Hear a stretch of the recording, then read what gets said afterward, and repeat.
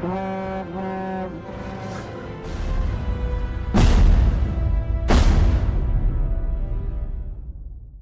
welcome to Your In Depth, where we walk through and break down our favorite fictional universes. Today we continue our journey through the Fellowship of the Ring.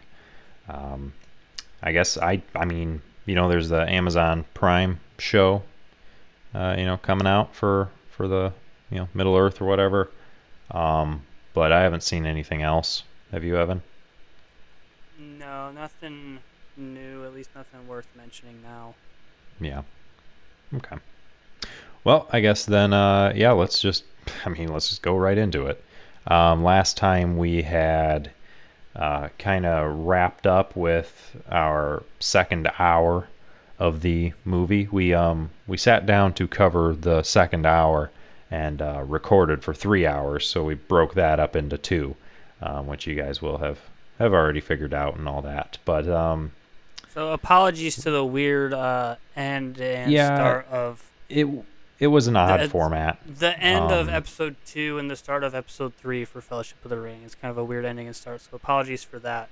Yeah, because it was recorded afterwards. Usually we try to, start and end things within one recording so it feels more natural and everything. That one we recorded after and then inserted it before, and it was just, I don't know. I think that it went okay, but it was for sure a little off. Yeah. But anyway, we're back here, and we're going to start our part 4. Yep. And I think we just kind of do a summary of recap. Yeah, a recap that's going to cover both episodes 2 and 3. Because we really didn't give a recap of 2 when we started 3 because of the weird way that worked. Yeah, that's true. So yeah, so go right ahead. If I'm not mistaken, we had started with Strider, or as we know now, Aragorn, meeting up with 4 hobbits there in Bree. Mm-hmm. And they made their way to Rivendell after a close encounter with the Ringwraiths. And in Rivendell, we were introduced to introduced to the full Fellowship, but we also saw Bilbo again. And just as a reminder, it had been 17 years in the Lord of the Rings universe for when we had last seen Bilbo. And so, I feel like Frodo and them had been a long time, so there's a little bit of that reunion there. As I said, we got introduced to the rest of the Fellowship, having 9 of them. So we have, Frodo and Sam, Pippin and Merry. Wow. Anyways. Yeah, that didn't sound right. But, that felt weird. I was just letting you go for it. Dang it. Did you say Mippin and Perry? It wasn't even like Mippin. It was Mipmin. So I just replaced both the P's with M's, and then Perry. I don't know Perry. where that came from. But anyways, probably Phineas and Ferb, dude. Probably. You just look in, and Frodo's just like screaming for the rest of the Fellowship, and you just hear or whatever. I can't make that noise. But. Anyways, Frodo, Sam, Pippin, and Merry. Gandalf, Aragorn, Legolas, Gimli, and Boromir. So we have 4 hobbits, 2 men, an elf, a dwarf, and then a wizard. Yep. And we had kind of pointed out, that whole kind of symbolism, the 9 Fellowship versus the 9 Ringwraiths, last episode as well. And they started their journey, heading south from Rivendell. They're gonna try and go down through the Gap of Rohan, but they saw Saruman's spies, so they had to, take a detour. We saw them try and go up over the Caradaras, which is, a mountain trail that's very treacherous and dangerous. Saruman used some magic to try and, force them to more dangerous roads, causing a big old storm and, avalanches and stuff like that. And so they, ended up having to go through the mines of Moria. We pick up literally right as they enter the mines of Moria after just escaping what essentially looked like a giant octopus demon thing. Yeah. giant creature. And to be honest, I don't think there is an actual name for that creature, for that type of like animal or whatever you want to call it. Well, I am going to name it Philip. Okay. Anyway. And so one thing that's mentioned in the books that's not mentioned in the movies is Gandalf makes mentions of nameless things that live at the very depths of like Moria, because it's obviously a dwarven city, so there's a lot of mining and stuff like that. So there's a lot of like nameless things, like grotesque looking things, and so it's assumed that whatever that thing was is one of those that found its way up to the surface. But yeah, there's not actually like a name for it. But anyways, we start this episode. I see. Right as they get into the mines, that creature breaks the walls and whatnot, trapping them in the mines. And there's only one way through then. Yeah, well, only one way out, and that's through. Yeah, and I mean, for the mines of Moria, just like in Erebor that we saw in The Hobbit, I'm sure there's plenty of other side entrances and exits, but it would probably be another one of those things that's hidden doors. You'd have to have the right passwords, and the right phrase, right time, right place, all that kind of stuff. Yeah, and if I'm not wrong, didn't he say that it was a 4 days journey? 3 or 4. I can't remember if it's 3 or 4 that it says. But it's several days just to get through. Yeah. But anyway, and as we saw them first enter Moria, we saw a bunch of the dead dwarves. Right. Bodies decayed; they'd been dead for a long time. As Legolas points out, it's goblin arrows. So they're starting their journey into Moria. Everybody's on alert, got their weapons drawn. Not quite sure what has happened to Balin, because as we had been told last episode by Gimli, that Balin had led an expedition here, and Gimli's expecting to have a warm welcome, a nice meal and all that kind of stuff. But you told us what happened, but Yeah, as for up until this point, and as I said last episode, we were assuming that Balin's party is either dead or missing. It for sure seems that way. I mean, obviously you did confirm it with what you were saying, but it's not looking good. Yeah, and as I was saying like last episode, it's basically at the assumption, like all the evidence that we've seen so far, and kind of some of that stuff that I said that you can read about in some of the books, some like the side books and stuff like that, about like a couple of the other members of his party that were also members of the 13 dwarves for the Hobbit. I think it was two of their deaths. It's a pretty solid assumption that Balin is probably dead as well, but we don't have anything confirmed or anything like that up until this point. Right, not currently. And as I was telling Jacob before we even started recording, Moria is one of my most favorite places in Middle Earth. I have no memory of this. Just because it brings a lot of questions as to, especially with like Balin's expedition with the book that they have out that kind of goes into that. As I said last episode, it leaves you with a lot of questions. And it's just, and other expeditions that have tried to retake Moria as well, it's a lot of questions of like, well, what finally happened to those last few members when this book was written? Because just like with The Hobbit, with The Lord of the Rings, a lot of the books that you read about Middle Earth come from that you're reading a book that someone found that recounts the actions of people. It's not like that third person overlooking. It's the Lord of the Rings. It's literally, essentially, when you read the Lord of the Rings books, you're reading the book that Frodo writes. Or in the sense of The Hobbit, when you read The Hobbit, you're reading the book that Bilbo wrote. So it doesn't give you all of the answers type of thing, Yeah. And so Moria, a lot of the history and stuff of Moria is left, and a lot of it's shrouded in questions and mystery. And for me, that's very intriguing. That's very... It really draws me in as to like what really happened here. Gotcha. And especially as we come into the movie too, as they're looking around, it all looks deserted. It looks like there's dust and like Abandonment happened here. Like there's no lights or torches. It's very dark and very Yeah. mysterious to me, at least.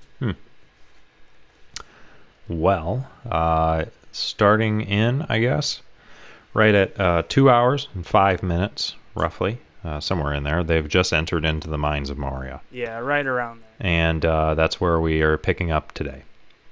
So they begin to walk, and they kind of navigate through some tunnels.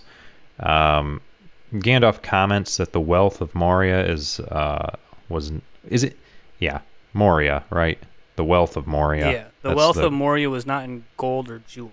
I just wanted to make sure because in my notes, and once again, incentive for you guys to go check out our Discord. You can see how my notes are because I finalize them into a PDF format and then I don't edit them and I have misspellings all over the place. I have the wealth of Mori, Mori, not like Maury, like he's the father, like Mori. And I was trying to think, I'm like, well, Moria, like the people of Moria, like it could make sense. So I just wanted to make sure. But anyway, he says that the wealth of Moria was not in gold or jewels, but in mithril. And a little bit of a, throwback in our coverage of The Hobbit. We have heard this name before, but we'll get into what it actually is. And I would just say, along with that throwback, that shirt that Bilbo had, they gave to Frodo that we have seen earlier. Well, Bilbo gives that chainmail shirt to Frodo. That's mithril. Well, and mithril or mithril, however you want to say it. That's what I was saying we're going to get into, is because they do explain that. But yeah, and I was just saying like that's one instance of it, and it's because what we know as of now, yeah. But and as Thorin had told Bilbo, it's super strong, super light. Just a reminder of what some of the properties that we have already been told about mithril. Right. But they look down off of kind of a cliff walkway type thing that they're on, and they see the extent of the depth of the mine. Like it is deep. The crazy thing with this scene too, is that even as you're watching the movie, you still don't see the bottom. Yeah. You still don't see the very bottom of this just section of mine. That was dug here by the dwarves however long ago. And another cool small detail that I find interesting is when you see Gandalf, because Gandalf lights up his staff, that crystal on the top of his staff to illuminate the mine. He has to fiddle with it. He has to mess with it, like back from The Hobbit when Radagast tells him it's a little funky sometimes. You just gotta twiddle with the top. And it's kind of a cool detail that they, or I guess a cool explanation that they gave when they filmed The Hobbit. Yeah. As to why Gandalf had to fiddle with it. I think that's a cool little connection they made there. Yeah. Now, was that in coming from The Hobbit to the Lord of the Rings in the books? Is that Radagast's staff? Is that a thing, or is that a purely movie thing that they did to kind of connect the two? See, I'm trying to remember now, and it's been about 2 years now since I read The Hobbit. I'm actually reading it right now. I could probably answer within 3 months because I'm not a very fast reader. And I keep putting it down and not picking it back up. Like I had kind of said earlier, it's from the viewpoint of Bilbo, so Bilbo doesn't see that. I suppose that's true. Some of the details, like the events of the Lord of the Rings movies, are still in the books, even though they're from Frodo's perspective.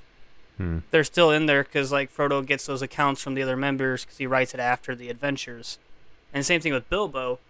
But if I remember correctly, Bilbo, I guess, is never told that staff was Radagast's, so we never actually get that information in the book. I see. I could be wrong. It's been a couple of years since I read it, but I don't recall that being mentioned. I see. Well, either way, cool. But regardless, I think it's just kind of a cool little detail that they add in there, because you see him fiddle with it here in this movie, and then they cast The Hobbit. It's like, hey, let's give a reasoning behind that, type of thing, which I thought was really cool. But continue with the movie after they're looking down, all amazed, like, whoa, that's really crazy. Gandalf does say, remind us, that Bilbo was given a mithril shirt. Right. It says Um, from Thorin. yeah, Um, and Gimli exclaims, he's like, "Oh, a kingly gift!" Like basically, dang. yeah, um, because yeah, very valuable. Very. Yeah, I mean, it's well, actually, Gandalf goes on. He says he never told Bilbo, but that shirt's wealth is greater than the value of the Shire. yeah, Like this thing is very valuable. yeah. Um, It's like, and to give people an idea of how big the Shire is, mhm, the entire race of hobbits, except for a handful that live in like Bree and the surrounding towns around Bree, because Bree's not terribly far from the Shire. mhm. Except for those few like outliers of hobbits, the entire race of hobbits lives in the Shire. Well, that's news to me. And so That's you're interesting. like, I mean, you're talking an easy 100,000, 200,000, more than likely, way more than that. At a minimum, 100,000 people.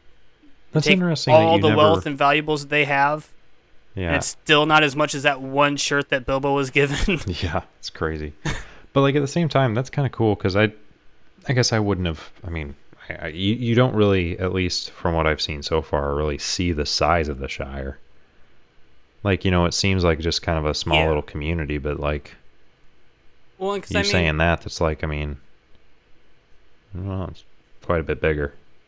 and with that too, like one thing to keep in mind, a lot of the races in Lord of the Rings are, for the most part, centralized in their own areas. Like for the most part, all the elves live together. Might have a couple different elven kingdoms, but all the men live together in a couple different kingdoms of men, dwarves in their mountain kingdoms, so on and so forth. Yeah, Like, there's not a whole lot of intermixing that's true. um, throughout these different races. Like, you'll have wanderers go through different towns and stuff like that, and you'll see a little bit of intermixing when you come to like the borders of the Shire and Bree. Yeah, Just because it's right there along the border. But like, for the most part, they kind of they're kind of secluded into their own territories and kingdoms. gotcha. Hmm. Well, anyway, they continue to climb up some stairs and they pass some dead dwarves. Um, And Gand these stairs are steep, though. That's the crazy thing. yeah, yeah, they are. Like, Um, Gandalf is struggling to climb up them, and he's as tall as like a normal man. I don't know how the dwarves managed it with their stocky, stumpy little legs. yeah, actually, good point. But uh, Gandalf looks around a bit once more. Once more, there's a meme moment because he looks around and he's like, "I have no memory of this place." Um, Evan, why is this like significant? Why would he? I guess he. It kind of presents like he should. He presents it in a way of been like he's been in there, but yeah, what's so wrong here? Like both Gandalf and Aragorn have both been through Moria before. Okay. Um, and that's why in earlier scenes when Moria is brought up, if you really look close, Aragorn has like that worried look on his face. He's that Hmm. concerned look because he's been through Moria before, and Gandalf has been through Moria before. So with Gandalf coming to this spot in Moria, where it has three branching off like hallways or tunnels to leading to different places, Hmm. he can't remember it, and for Gandalf to not remember something is kind of is odd for him because he has a very good memory. He's very wise, very powerful, and so for him to Hmm. be like, I don't remember where to go, is a big deal, type of thing. Yeah, but I meant like. I guess more so why he didn't have a memory of this place. It's kind of like why would he forget it if he does have such a good memory? And that's the oddity. I see. So it's not like there's It's not an explanation to it. It's just kind of odd that he's like, huh. yeah, I and see. like if you look at Gandalf's face too, it's not so much of a I can't remember. It's a wow, I can't remember. Like wow, Yeah, why can't I remember type of thing to it. I see. And so it's just the whole fact that he doesn't remember is kind of surprising to him, Gotcha. Okay, that makes sense. because he is so powerful and has remembers like everything that he says and does and all that kind of stuff. Yeah. Um, Well, we kind and of, yeah. also with him being through here as well, I'm sure he would have like okay, we need to go this route. This is the safest route through, Hmm. type of thing. And it's Yeah. like, oh well, now I don't remember which way we go. Yeah. How do I keep us on the safest route? Yeah. Type of Yeah. thing. But anyway, we cut ahead a little bit, and Gandalf is sitting and he's thinking. Um, Frodo's next to him, and he turns and sees something below. Uh, he says, I think he even mentions that he sees something, but Gandalf points out and says that it is Gollum, who has been following them for 3 days. Frodo asks, he's like, he escaped the dungeons of Barad-dûr. Yeah. Gandalf says, escaped or was set loose. But the ring has led him here. So Um, just real quick, mhm. the Barad-dûr is like the capital of Mordor, essentially. Right, and we did see, it's like this Yeah. is how they discovered, because if you recall back, Gollum was captured, and we could hear him screaming as he's being tortured, and eventually you hear Baggins, Baggins, Yeah. whatever he was saying. That led the ring wraiths to the Shire. But now, obviously, he's let loose. He's not in captivity anymore. Whether he escaped or he was set loose, that's where they're, kind of at. Um, Yeah. And Gandalf kind of plays it because Frodo is like he asks like he escaped the dungeons of Barad-dûr, and Gandalf says escaped or let loose, almost like a like kind of a you say suspicion. escaped, but what really is probably he was let loose. Mm-hmm. And my only assumption there is like Sauron had him let loose, that way the Nazgul could follow him. Yeah, and actually, that's Is kind of the way I took that. But I- Gollum is a very sneaky creature. He's very clever. And so I would just assume that he found some way to hide from them and then escape them maybe. following him. Yeah, Would maybe. be my assumption. But anyway, the rings led him there. Uh, Gandalf starts to mention kind of a little bit a little bit of a backstory to Gollum. He says that Smeagol's life, which Smeagol is Gollum, and it was who he Yeah. once was called by before being driven mad by the ring. Says that his life is a sad story. Um, Frodo kind of mentions something like, killing him, being like put him out of his misery or whatever, like he's so pitiful Yeah. kind of thing. Um, Gandalf says that Bilbo actually, pitied Gollum and spared his life, and we're kind of we're reminded of that. Yeah. Um, and I think I'm skipping over a little bit here, but Not like, really, honestly. okay, well, never mind. Well, Frodo wishes that the ring did not find him. Gandalf says there are other forces at work in the world aside from that of evil, kind of indicating it's like, this ring found you for a reason. Everything has its reason, and not all Yeah. these forces that are at work are evil. So fate is on your side, kind of thing, potentially. Well, and Um, he even mentions too that he gets that feeling that Gollum still has a major role to play. yeah, yeah, And, he makes the comment too of like along the lines of when Frodo's like it was a pity that Bilbo didn't kill him, and it was pity that stayed his hand. It's like he says something along the lines of like yeah, a lot of people that a lot of people live that deserve death, and a lot of people die that deserve life. It's not really in our hands, type of thing. hmm Kind of giving some real talk to Frodo right now. yeah, Like kind of giving Frodo a little bit of a kind of open his eyes a little bit to the real world. Life right, outside of the Shire, yeah. type of thing. Um, but Gandalf, they start like moving a little bit. Gandalf says to Merry, when in doubt, always follow your nose. The tunnel that they start to head down kind of smells more fresh. So Yeah, it he's doesn't. kind of like, I well, think he fresh says like air. it doesn't smell quite so foul. So Right. essentially saying it smells bad in there. Yeah. It's But kind of the sense that I get from this, which I can only assume. So with all the decaying bodies. mhm. But Gandalf finds what he welcomes them to, which is the great realm and dwarf city of Dwarodelf. Is that it? I pronounce that right? um, D- once Dwarodelf? Dwarodelf? the great realm of Dwerodelf. Okay, yeah, so I said it right. Yeah, Or at least that's consistent to what you said. Maybe it's not the right pronunciation, and but that so I I'm sounded it not out sure the if he's same as simply you. referring to this giant hall or if he's referring to Moria as a whole because it has the name of Moria and then it has also the name of Khazad-dûm, Well, he did say which is that, like the dwarven name for it. right, and I have the So quotation here because he said the great realm and dwarf city of Dwerodelf. So it's like yeah, he's so the Dwerodelf is the dwarf city. and so that kind of also gives the implication of multiple dwarven cities within Moria. Potentially, yeah, Kind of gives that implication. yeah, Now that you say it that way. hmm. Potentially, yeah. Or at least it's just a dwarven city established within Moria. Yeah. I don't know. But Sam But calls it it an is eye opener. Go honestly ahead. it is a massive hall. Like Mm-hmm. and like the way they shoot it, it seems like it has all these support like pillars and whatnot really close together. But in reality, like like there's a good 100 yards at a minimum Yeah, between they're each of pretty these far like support apart. pillars, and there's hundreds of them. Yeah, it's a You know. huge area. Yeah. Um, but yeah, Sam calls it an eye opener.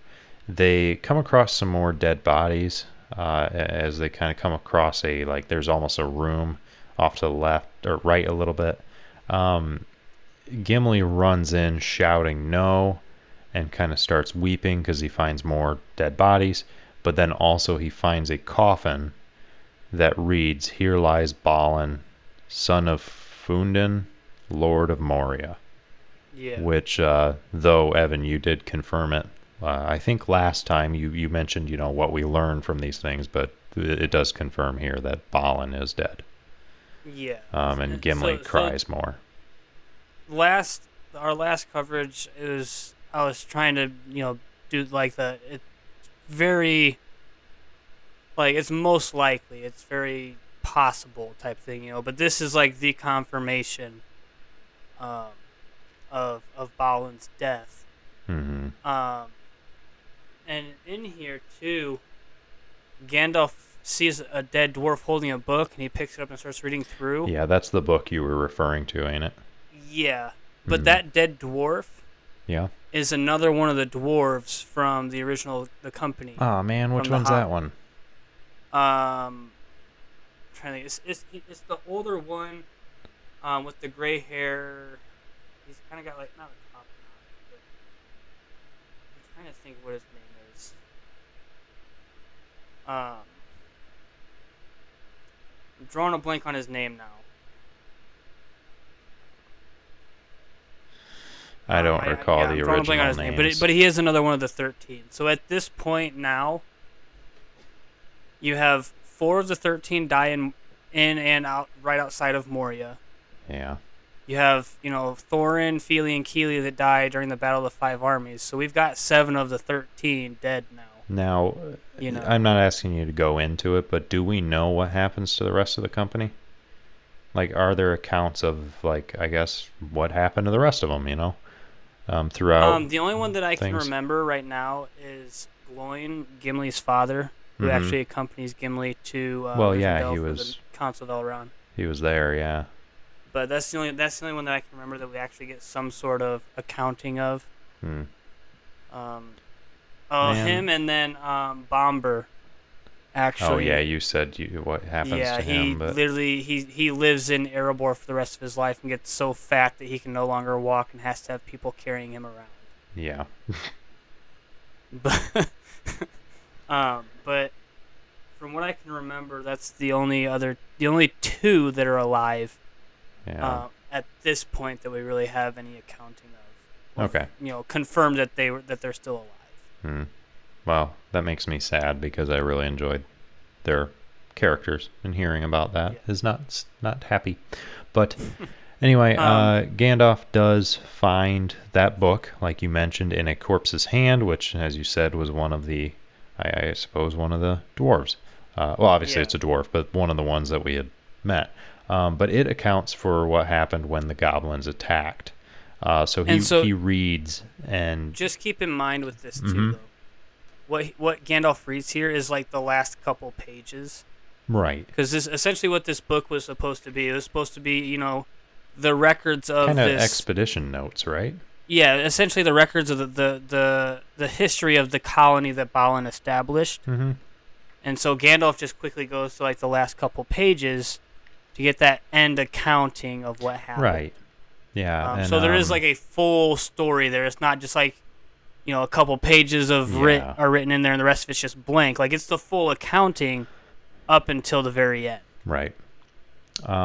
But it reads at least until the very ending of that dwarf. Yeah, so. and no, you're fine. I think that's an appropriate disclaimer, because it's like, well, it's kind of sucks. That's all he wrote, and But anyway, no, this is the ending of a book. But he writes and Gandalf reads. They've taken the bridge. Kind of goes on a little bit, and then he reads, "The ground shakes, drums in the deep. We cannot get out. They are coming." I want to read off what he says here because I have something right afterwards that I want to say that I found really funny. Oh, sure. So Gandalf says they have taken the bridge and the second hall. We have barred the gates, but cannot hold them for long. Hurry up, Gandalf! Come on. The ground shakes. Drums in the deep. Oh, I missed something.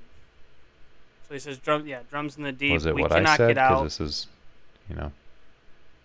A shadow moves in the dark. We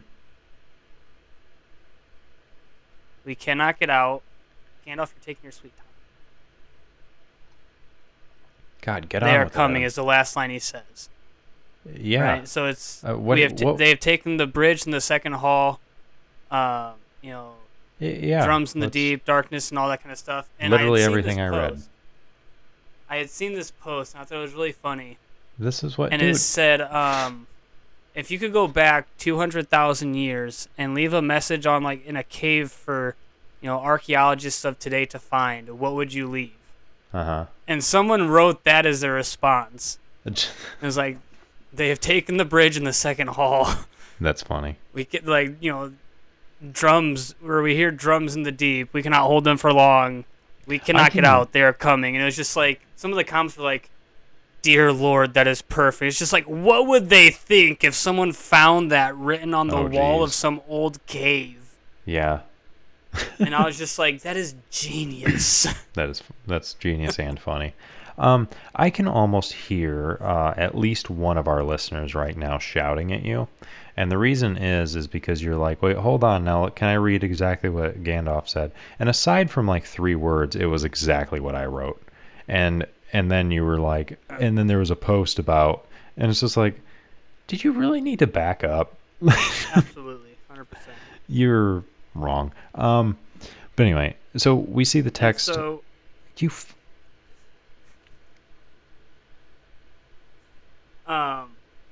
one thing in that Gandalf reads, I want to point out. He says, "The shadow moves in the dark."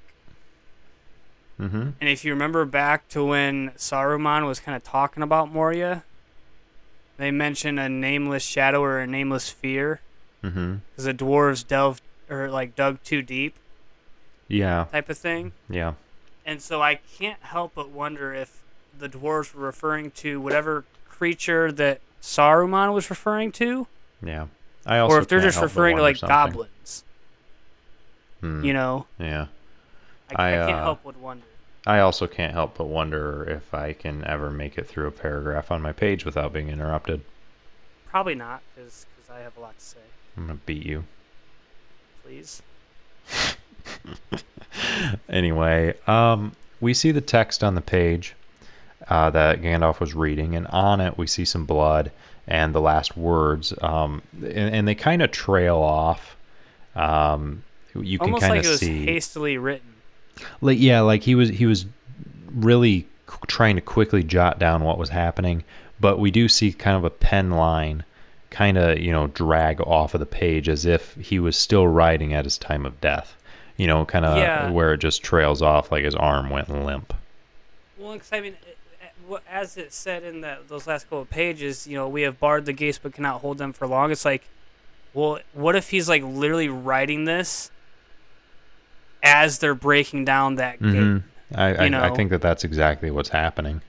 Yeah. And because with where they are at right now, this is referred to as the Tomb of Balin. Mm-hmm.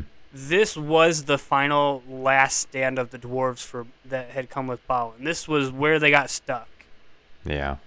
Like they were trapped in this room. Balin, the last couple dwarves alive that actually closed the gates and tried to barricade them and whatnot. Mm-hmm. Balin was dead in his tomb, in his coffin. And these last few dwarves are literally have to sit here knowing that they are stuck and they are going to die. Yeah. Wild. And so because from the way it's written right there in those last couple of pages, is we can assume, as far as the dwarves knew, they were stuck in that room. You know? Yeah. And I don't know if there's some secret way in or out of that room or not. We don't get to see if there is or not. Besides that one door that the Fellowship just ran through to get into the room. But like, I just have to sit there and be like, man, that would suck so much. Mm-hmm. To be stuck there. Like, there are literally thousands of goblins smashing through this right now. Like, through this gate right now. And I say goblins because of the whole goblin arrows and the dead dwarves at the very beginning of Moria. Yeah, I mean. But it's just like, the mindset they had to be in, like knowing that they were going to die as soon as that gate got broken open. Yeah. Like, talk about like looking. Yep.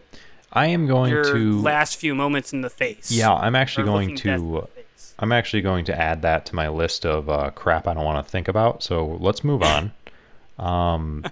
But anyways, yeah, as Gandalf finishes reading that, God, Pippin. Bless America. What? Nothing. I didn't know you were taking over. Nope, I'm done. Go for it. No, you can go ahead. I just thought it was going to be another comment. I'm like, man, are you really like? But it's reasonable if we're switching back and forth, No, I just go right into Pippin. Go right ahead. Heck with it. Go for it. Oh, Lardy. Just freaking go. Come on, man. Why?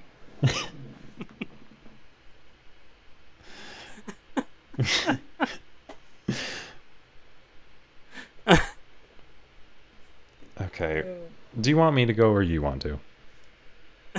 You can go. I was just trying to get us back on track. Well, you're on the...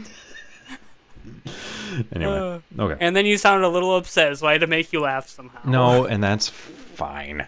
It's just, anytime that you're like, well, and it's like, I don't know if you're, see, in this case, you were, going, you're moving along with narrating, but I was just about to start doing that, and it's fine if you, like, it's not like I'm the only one who narrates, like, I'm not upset if you do that, but it's just like, I go to start, and then there's another thing, it's like, oh my God, it's like, I appreciate it, but we need to move along, but that's one of the struggles of doing this over Discord, is we can't pick up, exactly, we can't pick up on visual cues that one of us is about to talk.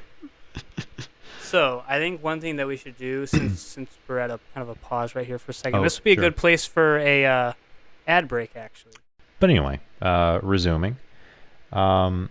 Pippin accidentally knocked a corpse down a well, and this thing, well, first I think its head fell off, and then it falls down and just smacks like everything, because this is like a hole in the floor, basically. And so, did you notice what he did to make it fall? He was looking at something, but what was it? There was an arrow sitting in the dead dwarf's chest, and he twists the arrow a little bit. The head falls off. He turns around as Gandalf's getting mad at him, and he has that look of like, oh crap, I just messed up. Yeah, and then the whole body goes. Yeah. And you just hear echo, clash, clang, as he's flinching with each and every hit. Yeah. And And Gandalf gives like this really savage another like just completely savage like line oh because man, Gandalf is savage he is AF. He's he so goes witty and whatnot. It's I hilarious. know he goes fool of a toque, throw yourself in next time and rid us of your stupidity. He's so Um, mean. and so there is a an older Lord of the Rings game called Lord of the Rings: The Third Age. Hmm. And they have it on like Game Boys, and then they also have it on like the original Xbox and PlayStation 2. Yeah. But in the Game Boys one, it's more of a strategy thing. But in the Xbox original and PlayStation 2 one, Mm-hmm. you play as a party that's essentially following the Fellowship here throughout their whole adventure. And at this point, instead of that being a key or an arrow, it's actually a key, which they Hmm. made a little change. But it was kind of Interesting. funny in that game the way they portray it, because that company's walking along a path below where the Fellowship is at, and this dead body just hits down right in front of them and like scares them all. Oh, that's funny. It's just like they're walking along, they're trying to find the Fellowship for whatever reason, and then all of a sudden, boom, body falls right in front of them. That's kind of I like that when there's like it's not necessarily playing off of the story, but it's running parallel. Yeah, that's exactly what that game is. I It's think that's literally a kind of cool. parallel to the story. That's cool. And because like at least the first movie here, they're trying to catch up with the Fellowship, and then like for the second movie, they finally catch up and continue on with the story. But it's one of those that it follows the same story as the Fellowship or as Lord of the Rings the characters do, like the Fellowship follows. But it's just that parallel, and so like you get to see Moria from a different perspective or a different like Hmm. angle type of thing, which is really cool. Yeah. So if you guys have not played that game, I definitely recommend it. Hmm. Um, it's a turn-based game. If you don't like those, it's like this guy attacks and then comes back, and they attack and you attack type of thing. But Hmm. it definitely gives a really cool perspective to the different areas that we will see in the movies. Gotcha. But that particular scene where Pippin makes that body fall down the well is hilarious, Gotcha. especially Gandalf's witty reaction to it. Hmm. Well, after all that noise, they do start to hear drums. The drums begin to beat. They all kind of look at each other like, oh, crap. And if you think about it, though, Mm-hmm. this goes right in parallel with what Gandalf just read them. Yep. The Drums in the deep. We have barred the gates. Because, Mm-hmm. Aragorn, Legolas, and Boromir grab a bunch of old axes and whatnot, close to two doors, try and, use those old axes and whatnot as almost like a locking mechanism to hold it so they can get ready. It's like, and we're hearing the drums off in the distance somewhere. It's like a parallel to what happened to the dwarves in their last stand in this room. Yeah. But Frodo's sword is glowing blue, which, if we recall what that means, goblins or orcs nearby, right? Yeah. Boromir tries to take a look out of the door. He before they close it up, he looks down and almost catches an arrow to the face. They start boarding up the door, kind of as you said with the old axes and all that stuff, Yeah. And and one thing sealing themselves in. I just want to specify real quick on Frodo's sword, just for Hmm. those if anyone's wondering, it's not just goblins or orcs. It's essentially like evil things, Oh. but for the most part, it's goblins and orcs. Um, Hmm. it's just like the elven magic. It's more of like purely evil things like spiders, goblins, orcs, Interesting. um, Okay. wargs as well. Huh. Like those genuinely evil beings. The sword starts to glow to let the wielder know that they're close by. That's interesting because it painted it as being orcs or goblins, which granted those are probably the most common enemy, at least that they've Yeah. encountered. But it's just I thought it was just that, and that's kind of interesting that it's more than Yeah, just that. and in the films, you really only see it with goblins and orcs, but like in Hmm. the books, it specifies more of just like genuinely evil things. Hmm. But yeah. They've now used those old axes and whatnot to barricade that door. Legolas and Aragorn have their bows out with an arrows ready. Mm-hmm. All four of the hobbits have their swords drawn. Gandalf's ready. Gimli actually jumps up on top of Balin's coffin to get ready, and he says that there's one dwarf yet in Moria who still draws breath. So Yeah. essentially, like, bring it on. Yeah. They And haven't won actually, yet. right. And right before he says that, he even precedes it by saying, "Let them come." He's like Yeah. basically like, "Come at me. There's one dwarf left here that's still drawing breath, and I'm gonna Yeah, kick and some I mean, butt." and the goblins start coming in, and you can see some of their weaponry as they're breaking down this door, and it's like Mm-hmm. crude, old, rusty, like destroyed weapons, and they're still getting through this door very easily, just to Yeah, they're show how weak this door is now over yeah the they're ravages of time. they're beating down the thing Shining style. Like one of them's gonna pop his head through and just be like, Yeah. "Here's Johnny," and it's just yeah. But they do break the door down. Mm-hmm. As they're putting holes in it, Legolas and Aragorn both fire an arrow each and take them out, or Mm-hmm. kill two of them. Yeah. But they break through. Like, that really didn't stop them at all, type of Yeah. thing, Oh, and actually, I didn't mention it. A little bit before, I think before they close the door, Boromir goes, "Yeah, they've got a cave troll." Like he Yeah. points it out because they notice that they've got something else with them. But anyway, yeah. And then back to this.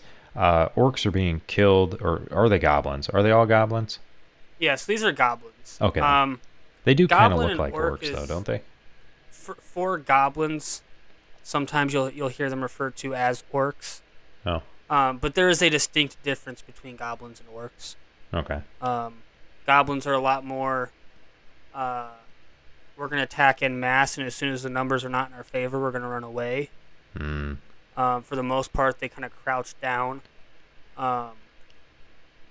and they're lower to the ground. Orcs typically stand more upright, and they're far more aggressive. But I mean, I get the words more or less are interchangeable. It's just when you really when you get to the specifics of them, they are different. Gotcha.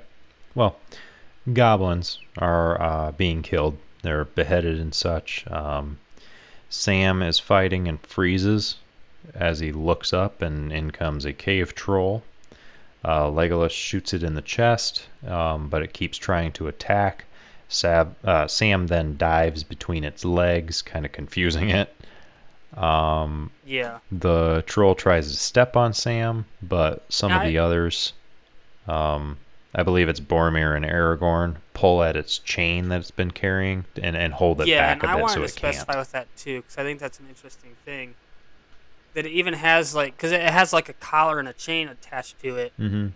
So, if for people that didn't pick up on it, that essentially implies that these goblins have been keeping this troll as a prisoner, essentially, Mm-hmm. and using it as muscle as needed. Yeah. And I don't remember if I mentioned it before, but trolls in the Lord of the Rings universe are very essentially enslaved. They get captured, then used as muscle when needed. But I just thought that was kind of interesting that, like, goblins, these small little pathetic little creatures, have somehow captured a troll Mm-hmm.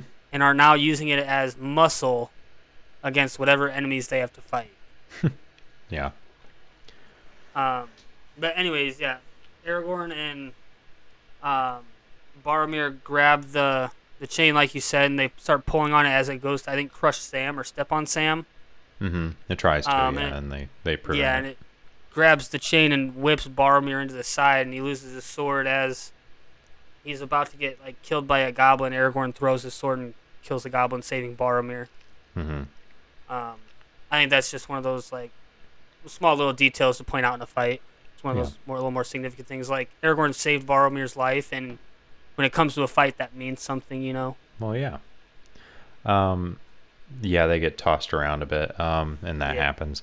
The troll keeps flinging around everyone. Tries to kill Frodo before Aragorn comes in, stopping it, but then getting, I think, knocked out. Yeah. At least knocked down. I just want to say, just like every other fight scene, we're kind of going through this pretty fast, just because You Yeah, don't want to sit here and be like, it's a oh, lot of. Aragorn kills this one, Boromir kills that one, Yeah, there's Gimli been kills this one. upward strike with the left hand and Yeah. from the yeah, um, it's just and some of the more important things like Aragorn literally saving Boromir will kind of specify, but for the most part, it's just a lot of fighting, killing goblins. right. Troll killing goblins as well because it doesn't care. Yeah, so this is kind of um, Yeah.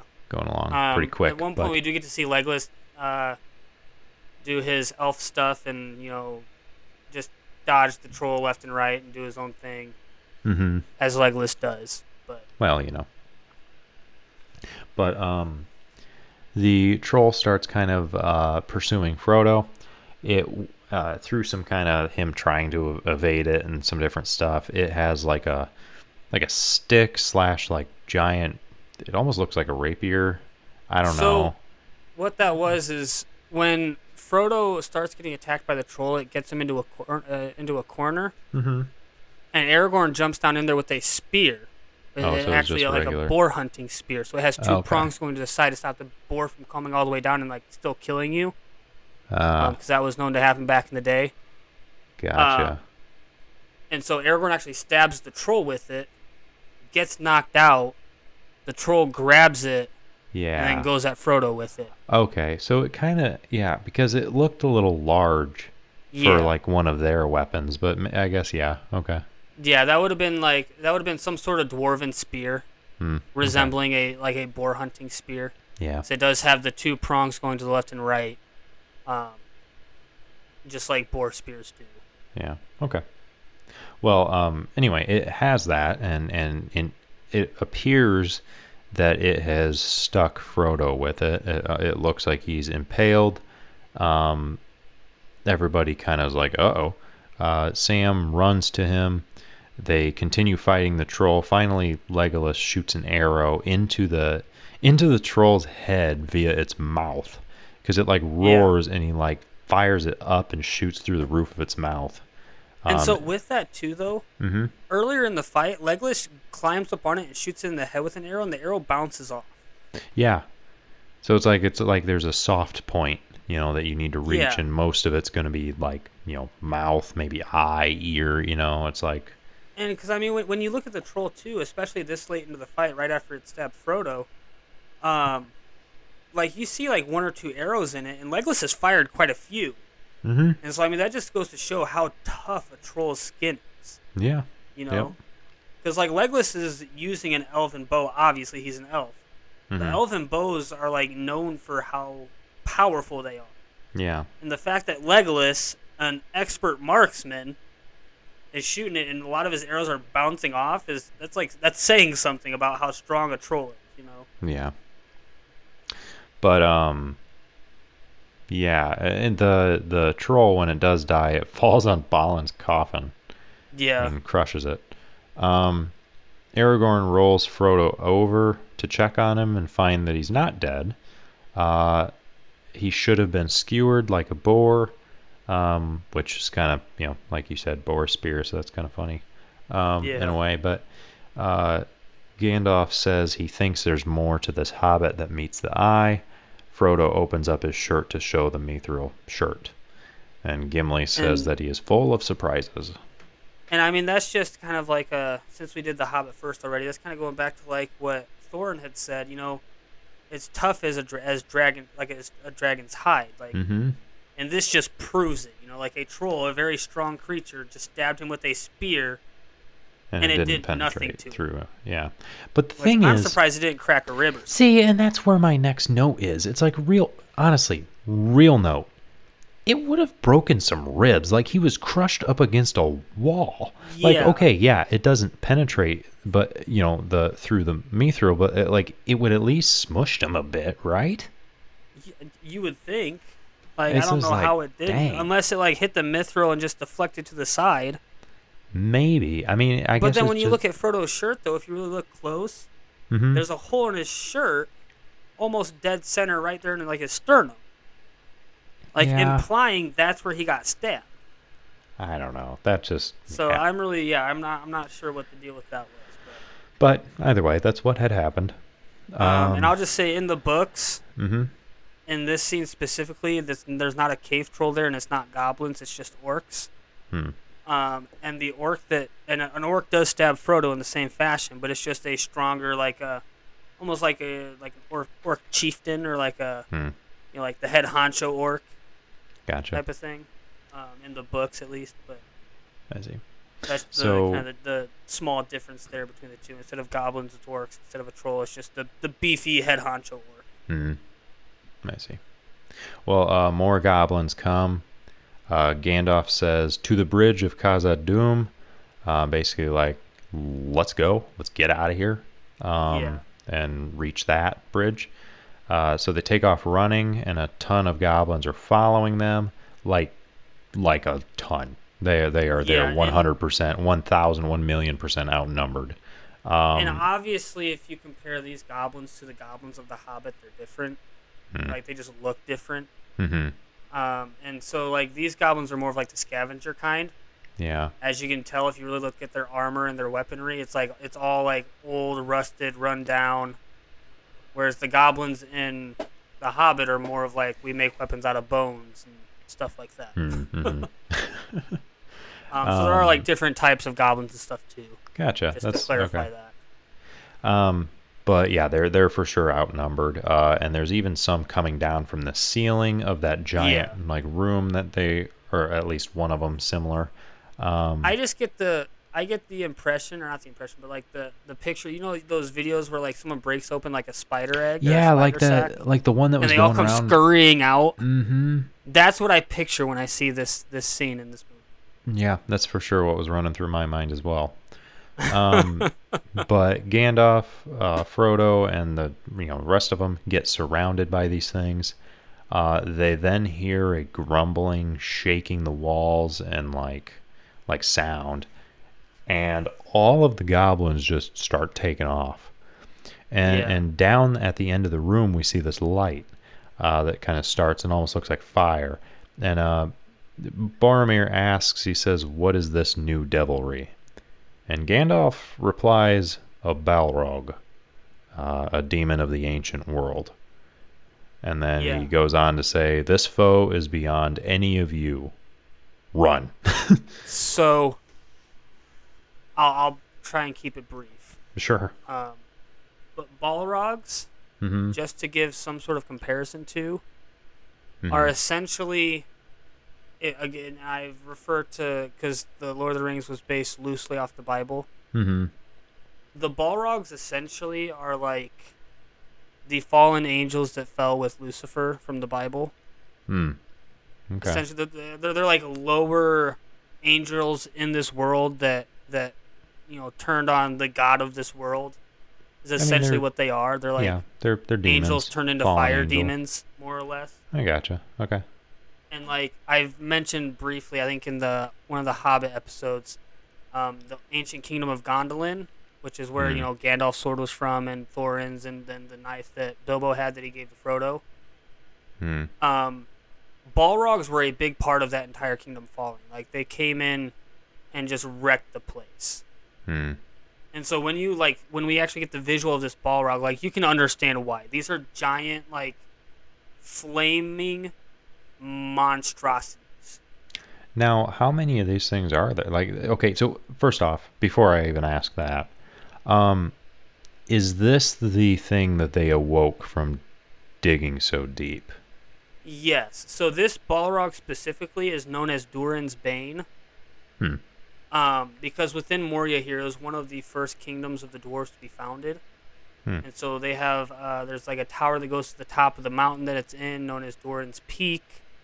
That lake that they were by, that creature came out of, it's sometimes referenced as like Durin's Mirror or something like that.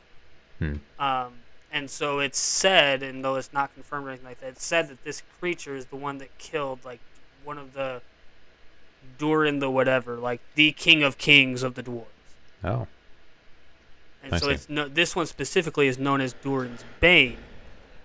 In terms of how many are alive at this point, it's unknown.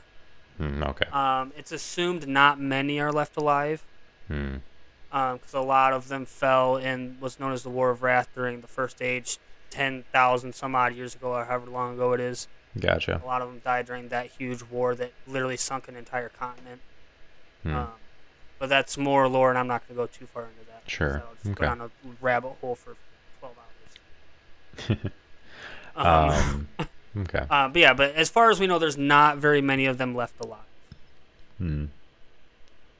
I see.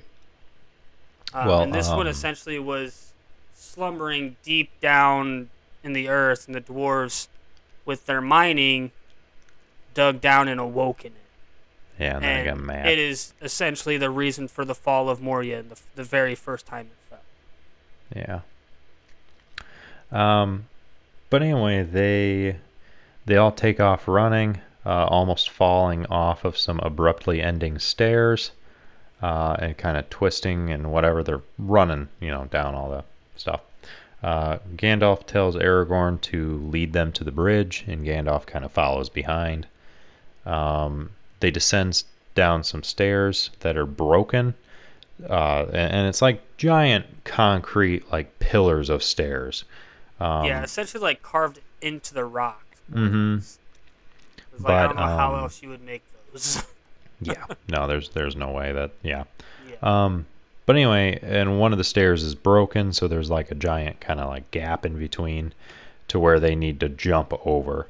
Um, there's like some stone falling and stuff, so they start jumping over, but arrows start hitting near them, and there's some, I want to say, goblins, right? More Yeah, goblins there's nearby. goblins over on some sort of overlook shooting at them. Yeah, and they're firing at him. Legolas just turns and snipes them. Like Yeah. he launches an arrow over towards the one and just domes it. Like Yeah. he's sniping them. For Legolas, though, because elves have insanely good eyesight, Mm-hmm. this is child's play. Oh, for sure, but it's still For Legolas, impressive. it is. But anyway, Aragorn throws Sam over the gap. Gimli then says no one tosses a dwarf. He then proceeds to barely make it as he jumps himself. The only reason he doesn't land and then fall backwards is that they grab his beard and hold on to it. Yeah, and my question is, why did Gimli not try and get like a running start or something like that? Because if he would have gone for like a running start, he could have made that jump easy. But he just did like a stationary, like horizontal jump, and I don't understand it. Yeah. But anyway, so then Aragorn and Frodo are left on a pillar of that stairs, Yeah, and because it Boromir starts had to. jumped with Merry and Pippin. Mm-hmm. Oh, right, Yeah. yeah. But Just so it everybody's starts to. aware of who all's across. Everybody Yeah. except for Aragorn and Frodo are across at this point. Correct. Yeah. But the pillar that they're standing on starts to break and starts to go forward, then backwards, and so they shift their weight, and so that it falls forward, connects with the others, and then they can jump down and continue running down the stairs. And they And do my just question that. is, how did Aragorn and Frodo's weight make a difference in the way that was going to fall? And how did it not, like, there's so much wrong with it, but at the same Because time, like it's like, whatever. Yeah, it's cool. that part that they're stuck on is pure stone. So how did the little bit of weight of Aragorn and Frodo make that much of a difference? I don't know. Like, especially in the way that it did. Like, I can understand like Yeah. slight difference getting it to start to tip, but it's probably going to be a little bit before it actually goes and catches up with gravity. But like, yeah, they sway it somehow. But Anyways, they make the jump, and yeah. the Fellowship continues down this staircase. And I always found it a little odd that if you look at like beneath them and like the background scenery here, there's fire and whatnot, but like what's it burning? And I don't have an answer. I just thought that was kind of odd. Hmm. But there's I like don't some know. I'd flames have to down there, and it's rewatch all it. lit up and whatnot. And I was just like, where did it all come from? I don't think the Balrog made it all, but I don't know. Yeah. Well, anyway, they continue to run down the stairs. Gandalf steps aside and sends them along over the bridge while facing the Balrog himself. It chases them, and they run along the bridge. Gandalf kind of comes in last. Well, and this is where we really get a good look at it, too. Mm-hmm. Yeah, we get a this is where solid look at the Balrog. And it seems to be shrouded in like a black mist of sorts. Mm-hmm. It's got fire and whatnot, and it has two horns, almost like a bull. Um, Yeah. so essentially, for a comparison, think of a minotaur, right? Like a Uh huh. bull standing on two legs with wings and a long tail Yeah. that is I would completely say, black with fire on it, covered in a black mist. yeah. I would say if you've played Skyrim, it's basically a giant gargoyle from the Dawn Guard update or Yeah. DLC. Giant gargoyle mixed with, I don't know, just giant thing and also the stereotypical depiction of the devil. So, More or less. yeah. Um, And it actually makes a sword out of fire and a whip out of fire that it's controlling, that it's using as well. mhm. And as Gandalf confronts it on the bridge of Khazad-dûm, Mhm. Gandalf even says he is a servant of the secret fire, a wielder of the flame of Arnor. Yep. That's what Um, Gandalf is saying about himself. He yes. says, "You cannot pass. I am a servant of the secret fire, wielder of the flame of honor." And And to if you want to specify that real continue, quick, yeah. servant of the secret fire is referring back to him essentially being an angel that has come down to earth and taken human form. So the Mhm. secret fire is the god of this universe. Mm. And wielder of the flame of Honor again is I am the it is if I'm not mistaken it's his ring because he has the elven one of the three elven rings. Oh yeah, yeah, yeah. If I'm not mistaken that's what he's referring to, but I could be wrong. But essentially he's saying like I serve the one true God and I have this powerful weapon of fire. Mhm. You're made of fire. This thing is more powerful than you. You can't beat. Yeah, pretty Is much. essentially what he's saying. Yeah. Um, but the Balrog tries to smash him with a sword type thing, but he Yeah. blocks it with a staff, which kind of emits some white light. It Um, then roars at him. and then Gandalf also at one point calls him a flame of Udun, Mm-hmm. which again clarification is referring back to essentially the devil of this universe. So Yeah, he's a servant of quote unquote right the devil of this universe, quote yeah, unquote. yeah, yeah. Not like specifically aligning that It that's what doesn't. he's referring to. Whatever. Yes. Mm-hmm. Because I clarified those because those couple lines, unless you've read the Silmarillion, Mm-hmm. you're not gonna understand what those lines mean. Okay. That's why I specified. Yeah, I appreciate that because it does break it down. It's like he's spouting off all this stuff, and it's kind of like you can kind of anticipate that it means that it's like I am, in absolute summary, I am a servant of the light. You are the dark, and you have no power over me, basically. Essentially, yeah. But you wouldn't understand exactly what he's saying unless you know all that other stuff that you elaborated on. So thank you for doing so. Yeah, and essentially, like you said, Gandalf is just without reading the Silmarillion, you don't really understand how these specific line, like the meaning behind them, and Mm-hmm. you don't really get the significance of Gandalf saying that he is these and that the Balrog is that, Yeah. right? Like, you don't get that significance without having at least a little bit of that background information. Mm-hmm. Because I mean, at this point, for all you know, if you've only seen the movies, all you know is, hey, Gandalf is just a powerful mamma jamma, you know. That's Yeah. about all you get from it if you've only watched the movies. So. Um, And that white light you're referring to, Jacob, Gandalf is mhm. essentially using a shield spell. Yeah, it I'm kind sure, of appears that way. I'm sure you picked up on that. It's Yeah. not terribly hard to figure out. No, it was kind of wasn't it what he used?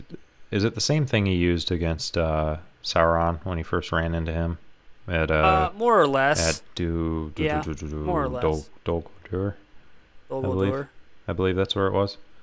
Yeah, more or less the same type of spell. Because I mean, Sauron is a servant of darkness as well Mm-hmm. as this Balrog. Because they both served the same master before that master died. Yeah. So I mean, the same spell would work, except obviously the Balrog's not as powerful as Sauron. Yeah. So in this case, it actually works, unlike in The Hobbit. Well, right. Yeah. But anyway, yeah, it tries to smash at him, and he does that. He does the shield spell. Uh, Gandalf then says, "Go back to the shadow." It tries to step onto the bridge and then pulls out a whip of flame. Gandalf then shouts, "You shall not pass," in our, everybody Me knows moment. that scene. Yep, exactly. And thrusts his staff against the ground. Light explodes from it, and the Balrog kind of staggers back a little.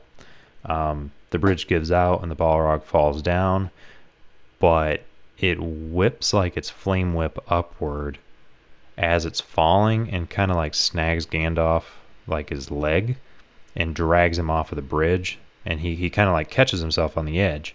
Uh, but as he clings on, Frodo screams after him in a very annoying way. I hate how he does it. But whatever, And then Gandalf says, "Fly, you fools!" Like, get out of here, Yeah. And then falls off. And I mean, I agree with you. It's a very annoying like sound that comes out of Frodo's mouth, but it's Yeah, like but like it's it's completely panicked. understandable. Like 100%. Gandalf is a close friend of his. Like he's trusted Gandalf all the way up until this moment to lead them where they need to Yeah. go. It's not unreasonable for him to, I'm just Yeah. because of the character just and who they cast. It's like and actually I like Elijah Wood, but like just how it sounds annoyed me. And I mean, one thing we don't get to see in this moment either is very much of a reaction from Aragorn. Well, I mean, he kind of just freezes, kind of like looking Because like, what? yeah, Aragorn like he has that look of like concern of sadness on his face for a second. But like Aragorn and Gandalf have a lot of history together. Mm-hmm. Like they've been on adventures, they've helped each other. They have a lot of history. We don't get to see Aragorn's reaction a whole Mm-mm. lot on Gandalf's death. But um, Aragorn essentially for the Fellowship was like the second in command, so he really has to step up and be the rock for Mm-hmm. everybody to stand on at this point. So he really can't. Um, and as we see for on the movie, he really can't like take that moment to really No, he breathe doesn't to have the mourn. time. Yeah. Like he's really got to be that guy that everybody can lean on. Like he has to be the one that's strong, so everybody else can grieve, Right. more or less. Yeah. But no, he just kind of freezes, and then runs as arrows start flying by and around Yeah, him. and Boromir even has to like pick Frodo up because Frodo wants to try and run down there and go to Gandalf. Yeah. Like Boromir literally has to like pick him up and carry him out to get him out of it. Right.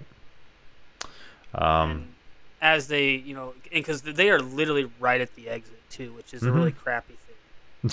Yeah. Like they made it through all of Moria, and it's a 3 to 4 day journey through Moria, and so we really don't get to see that time for the entire time they're in Moria. We get to see essentially their entrance and then their exit.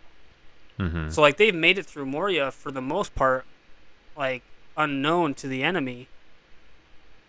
Gimli has to go run in there and see Balin's tomb. Pippin has to be Pippin and be an idiot. And now within a span of maybe an hour, depending on like how much time has jumped from them running from Balin's tomb to the exit, Mm-hmm. they have to fight their way out and Gandalf dies. Yeah. Like they almost made it through. They were right there at the end. That last 100 meters of your mile run, whatever you want to refer to, and then they lose the leader of their party. Yeah. But they do exit the caves, and the hobbits are, I mean, most of them are crying. Like everybody's grieving, but they're just kind of sobbing. Aragorn says for Legolas to get them up so they can continue moving. Boromir says to give them a moment for pity's sake, like let them grieve. But Aragorn replies, he says that by nightfall the hills will be swarming with orcs, and we don't have a moment. Like we have no moment to grieve. We need to move. If you really look too, you can see Boromir holding Gimli back too. Yeah, like they're all grieving and they're all sad. And, like, obviously. Gimli for the most part just looks off, Kinda, yeah. Like he looks off and he wants to run back in there and let out his anger more or less, and I would say out of all the Fellowship that's still here, the 8 of them, Mm-hmm. Aragorn and Legolas are the two that are holding it together the most. Oh, for sure. Legolas has a little bit of a look to him like he might have had a tear or two shed, but I'm sure Legolas as well is trying to, you know, stay strong for the rest of the party and whatnot. Right. But we do see Frodo kind of walking off a little bit, and as he looks back, you can just see like he's been crying. Yeah. But they state that they must reach the woods of Lothlorien. Lothlorien. Also, I need to switch out my earbud because, like I did say, it is wireless, but it is it just informed me that the battery is low. So just a second.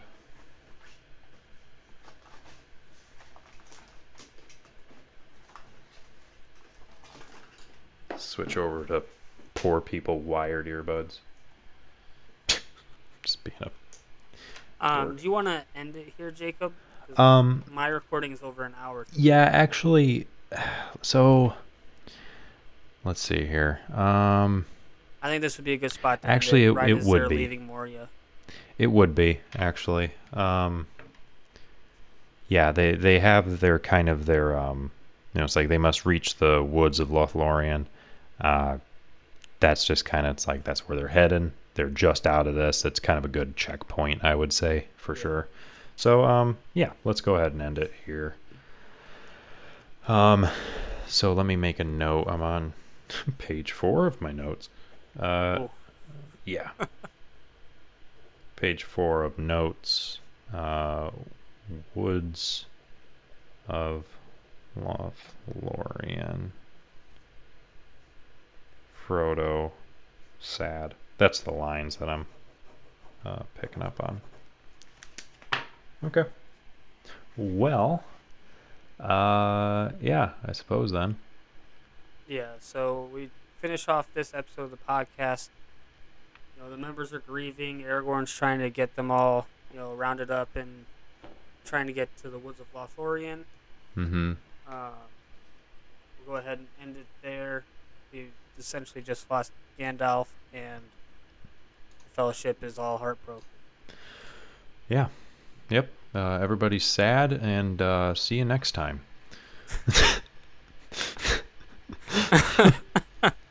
Oh. I mean, that's basically how it is. But yeah. So anyway, we'll pick up next time when we cover this on. I would like to be hopeful in saying that we'll finish off the movie. I think we could, but who knows? I think realistically we probably won't. Well, I'm remaining hopeful. But regardless, part 5 will be what we cover next. And that'll be from here until wherever we get it. So, yeah, essentially. Anyway, yeah, once again, 25 Apple podcast reviews, and we will do a live stream coverage. And just keep the downloads coming for more blooper reel. Other than that, check us out in all the various links in the description, and I suppose we'll see you next time. Yeah. Deuces.